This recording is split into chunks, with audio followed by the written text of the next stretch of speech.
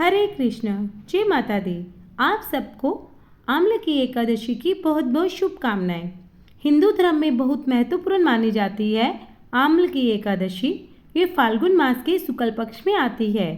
इसे आंवला एकादशी भी कहा जाता है क्योंकि इस दिन आंवले के वृक्ष की पूजा का विशेष विधान है। शास्त्रों के अनुसार आंवले के वृक्ष में भगवान विष्णु का वास होता है।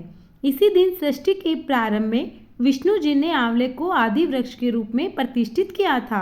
मान्यता है कि जो व्यक्ति इस दिन व्रत रखता है उसे समस्त पापों से मुक्ति मिलती है और अंत में मोक्ष बैकुंठ धाम प्राप्त होता है।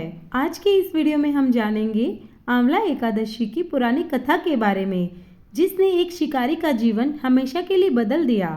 चलिए कथा का शुभारंभ करते हैं। राजा मानधाता ने गुरु वशिष्ठ जी से पूछा, हे गुरुदेव, यदि आप मुझ पर प्रसन्न हैं तो किसी व्रत का विधान कहो जिससे मेरा कुछ कल्याण हो। वशिष्ठ जी ने कहा, हे नर, सब व्रतों में उत्तम और अंत में मोक्ष प्रदान करने वाला आम्ल की एकादशी का व्रत है, सो वह तुम्हारे सामने वर्णन करता हूँ।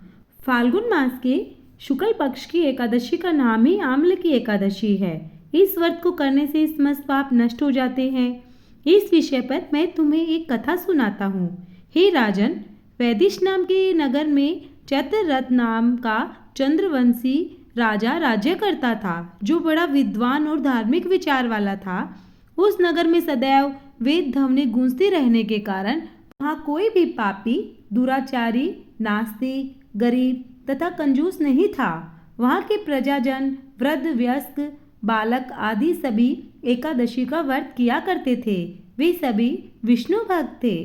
एक समय फाल्गुन माह के शुक्ल पक्ष की आम्ल की एकादशी को राजा तथा समस्त प्रजा ने हर्ष सहित उस एकादशी का व्रत किया।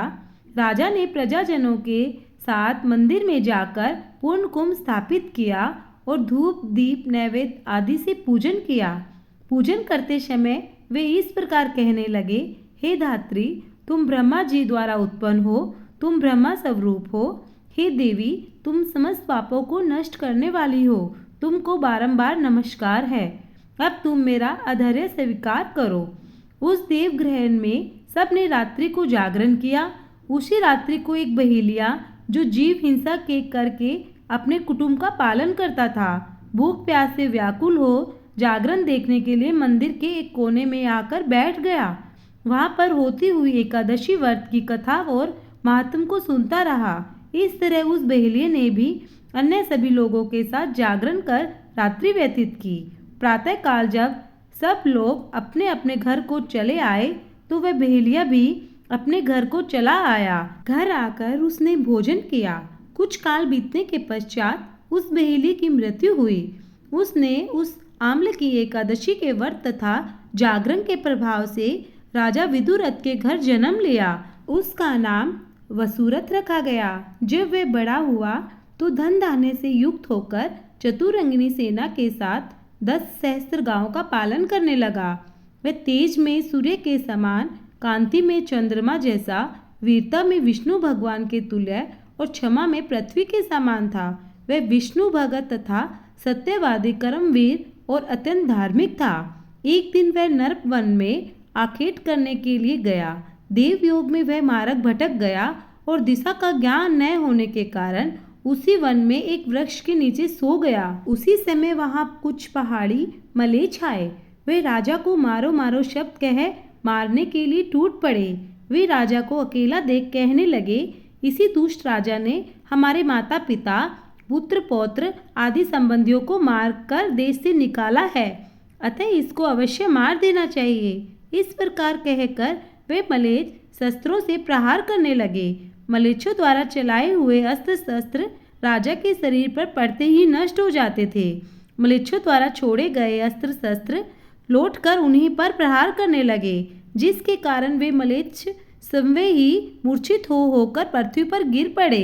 उसी समय राजा के शरीर से अत्यंत सुंदर वस्त्र आभूषणों से अलंकृत, अग्नि के समान लाल लाल आंखों वाली, टेढ़ी भ्रुकटी किए दूसरे काल के समान दिव्य स्त्री प्रकट हुई। उस स्त्री ने जब राजा सो रहा था उसी काल में समस्त मलेच्छों को मार डाला। राजा जब निद्रा से जागा तो उसने उन सब मलेच्छों को मरा हुआ देखकर विचार किया कि इन शत्रुओं को मारने वाला कौन है। मेरा इस वन में ऐसा कौन हितैषी रहता है जिसने ये सब मारे हैं। वह राजा ऐसा विचार कर रहा था, तभी आकाशवाणी हुई कि हे राजन, संसार में तेरी रक्षा की विष्णु भगवान के अतिरिक्त और कौन कर सकता है। उस आकाशवाणी को सुनकर वह राजा अपने नगर को वापस चला आया और सुखपूर्वक अपने राज्य में राज्य करने लगा।